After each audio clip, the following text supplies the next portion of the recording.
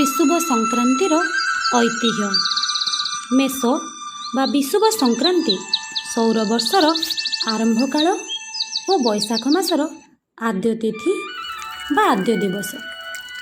ପ୍ରକୃତରେ ସୂର୍ଯ୍ୟଙ୍କର କ୍ରମାନୁଯାୟୀ ଗୋଟେ ରାଶିରେ ଅନ୍ୟ ରାଶିରେ ସଞ୍ଚାର ହେବା ପ୍ରଥମ ଦିନକୁ ସଂକ୍ରାନ୍ତି ବୋଲି କୁହାଯାଏ।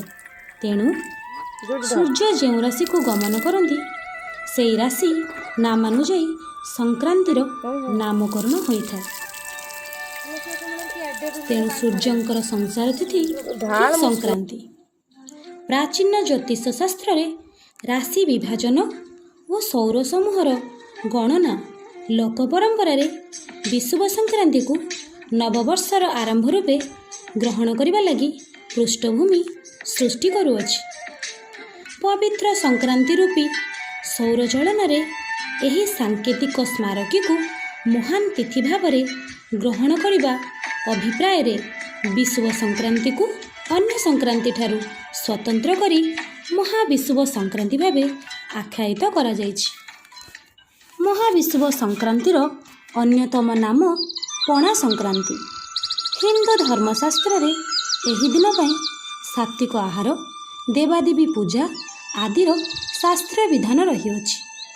ପ୍ରଚଣ୍ଡ ଗ୍ରୀଷ୍ମର ହାହୁତାସନକୁ ଶିଥିଳ କରିବା ପାଇଁ ଏହି ସଂକ୍ରାନ୍ତିରେ ପ୍ରତି ପରିବାରରେ ଋତୁକାଳୀନ ଶସ୍ୟ ବୀଜର ଛତୁଆ ଓ ସମୟୋପଯୋଗୀ ସୁଶୀତଳ ପଣାର ନୈବେଦ୍ୟ ଦେବାଦେବୀଙ୍କ ନିକଟରେ ସମର୍ପଣ କରାଯିବା ପରେ ଲୋକମାନେ ତାହାକୁ ପ୍ରସାଦ ଭାବରେ ଆହାର କରିଥାନ୍ତି।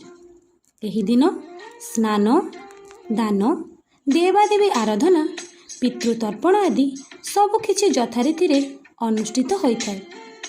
ଏହି ଦିନ ବିଭିନ୍ନ ପାରମ୍ପରିକ ଦେବୀ ମନ୍ଦିରରେ ଝାମୁ ଯାତ୍ରା, ପାଟୁଆ ଯାତ୍ରା, ଦଣ୍ଡ ନାଚ, ଡେକ ପୂଜା ଆଦି ସାଂସ୍କୃତିକ କାର୍ଯ୍ୟକ୍ରମ ସମାରୋହରେ ଅନୁଷ୍ଠିତ ହୋଇଥାଏ। ଶାସ୍ତ୍ରରେ ଉଲ୍ଲେଖ ଅଛି, ମହାବିଷୁବ ସଂକ୍ରାନ୍ତରେ ରବି ମେଷ ରାଶିର ଅବସ୍ଥାନ କରିବାରୁ ସଂସାରରେ ଅଘଟଣ ଆଦି ଘଟିଥିଲା। ଧ୍ୱଂସକର୍ତ୍ତା ଶିବ ଅଞ୍ଜନା ଗର୍ଭରୁ ମହାବୀର ହନୁମାନ ରୂପେ ଏହି ଦିନ ସଂସାର ପୃଷ୍ଠରେ ଜନ୍ମଲାଭ କରିଥିଲେ। ତେଣୁ ମହାବିଷୁବ ବା ପଣା ସଂକ୍ରାନ୍ତି ଦିନଟି ମହାବୀର ଜୟନ୍ତୀ ଭାବେ ଗ୍ରହଣ କରାଯାଇଥାଏ। ଏହି ଦିନ ଧର୍ମ ସଚେତନ ହିନ୍ଦୁ ବ୍ରାହ୍ମଣମାନଙ୍କୁ ନାନାବିଧ ଦାନ ଦକ୍ଷିଣା ଆଦି ଦେଇଥାନ୍ତି। ପ୍ରଚଣ୍ଡ ଗ୍ରୀଷ୍ମରୁ ନିସ୍ତାର ପାଇବା ପାଇଁ ପଥ ପ୍ରାନ୍ତରେ ତୃଷ୍ଣା ନିବାରଣ ପାଇଁ ଲୋକମାନେ ଜଳଛତ୍ରର ବ୍ୟବସ୍ଥା ମଧ୍ୟ କରିଥାନ୍ତି। ଏହି ଦିବସରେ ଜଳଘଟ ଦାନ କରିବାର ବିଧି ଶାସ୍ତ୍ରରେ ଉଲ୍ଲେଖ ରହିଛି। ଏହା ଦ୍ୱିବିଧ। ପ୍ରଥମଟି ହେଉଛି ଜଳଘଟ ବା ଜଳଝରି ରୂପେ ପାନୀୟ ପାତ୍ର ବ୍ରାହ୍ମଣଙ୍କ ଉଦ୍ଦେଶ୍ୟରେ ଦାନ କରିବା ଏବଂ ଦ୍ୱିତୀୟଟି ହେଉଛି ମା ବୃନ୍ଦାବତୀ ବା ଚଉରା ମସ୍ତକରେ ଥିବା ତୁଳସୀ ବୃକ୍ଷ ଉପରେ ଜଳଘଟ ସ୍ଥାପନ କରିବା।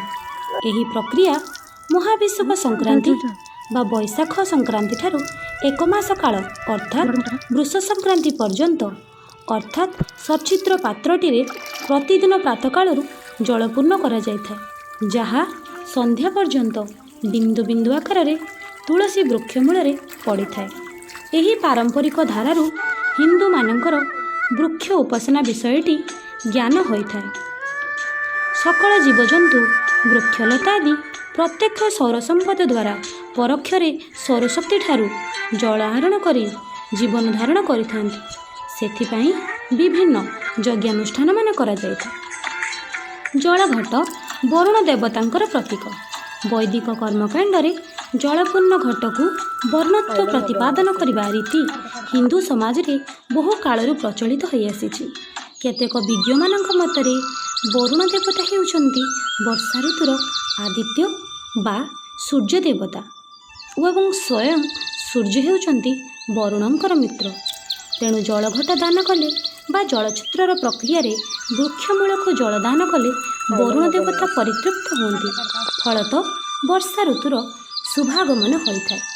ଶେଷରେ ସୌରତତ୍ତ୍ୱ ଉପରେ ଆଧାରିତ ଓ ସୌରମଣ୍ଡଳୀୟ ପ୍ରତୀତକୁ ଅନୁସରଣ କରି ପାଳନ ହେଉଥିବା ମହାବିଷୁବ ସଂକ୍ରାନ୍ତି ଶାସ୍ତ୍ରୀୟ ବିଧିବିଧାନ ଓ ଲୌକିକ ଆଚାର ମଧ୍ୟରେ ବହୁମୁଖୀ ଲୋକ ପରମ୍ପରାକୁ ଆଜି ମଧ୍ୟ ଉଜ୍ଜୀବିତ କରି ରଖିଛି, ଯାହା ଏହି ଉତ୍କଳର ପୂର୍ଣ୍ଣ ସାଂସ୍କୃତିକ ଐତିହ୍ୟକୁ ପ୍ରମାଣିତ କରିଥାଏ। ଆସନ୍ତୁ ଓଡ଼ିଆ ନବବର୍ଷକୁ ଆନନ୍ଦରେ ପାଳନ କରିବା ଓ ନିଜର ଐତିହ୍ୟ ଓ ପରମ୍ପରାକୁ ବିଶ୍ୱବିଦିତ କରିବାରେ ନିଜର ଯୋଗଦାନ ଦେବା।